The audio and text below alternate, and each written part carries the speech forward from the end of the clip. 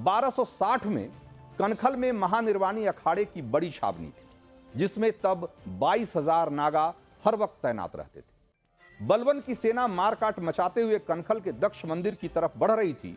तभी गंगा की 7 धाराओं के बीच जो उभरे हुए छोटे छोटे मैदान हैं, वहां 22,000 नागा साधुओं ने बलवन की सेना को चारों तरफ से घेर लिया।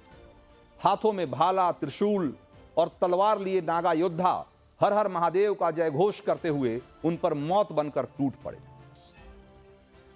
गंगा की धार के बीच फंसी बलवन की सेना चंद घंटों में ही कनखल से भाग खड़ी हुई। नागा योद्धाओं ने अपने शौर्य से कनखल के दक्ष मंदिर को तो बचा लिया।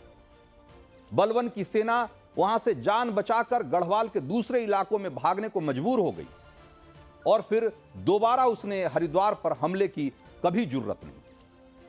नागा योद्धाओं की इस वीरता को उस समय के ऐतिहासिक दस्तावेजों में चंद लाइनों में समेट दिया गया।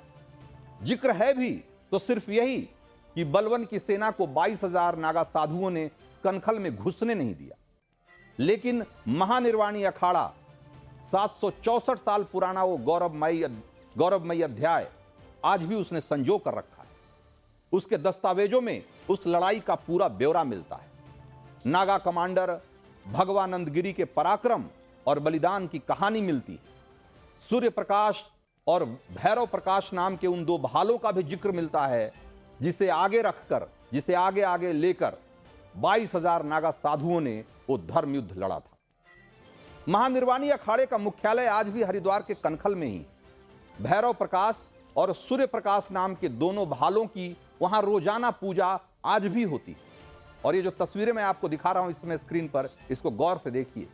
ये वही 2 भाले हैं जिसको लेकर 1260 की वो लड़ाई लड़ी गई और जिसके जरिए इस देश में सनातन को बचाया गया।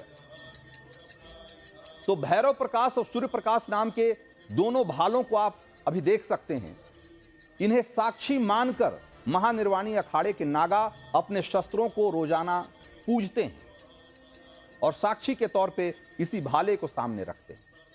विजयादशमी और शाही स्नान के मौके पर इनकी विशेष पूजा होती है।